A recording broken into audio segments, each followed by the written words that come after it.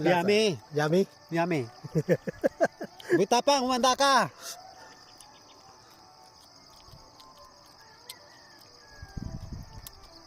Lasang aratilis.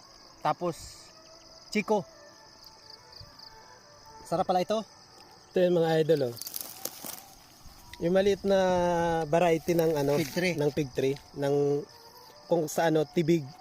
Sa Bicol naman, tabog-tabog. Ito, maliit kasi to, ang pinakantawag dito ay hagupit.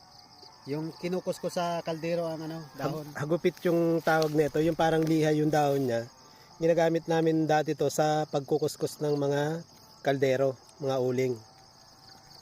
Pag mauling na yung kaldero nyo, itong dahon nito ay mabisa para mabilis na malinisan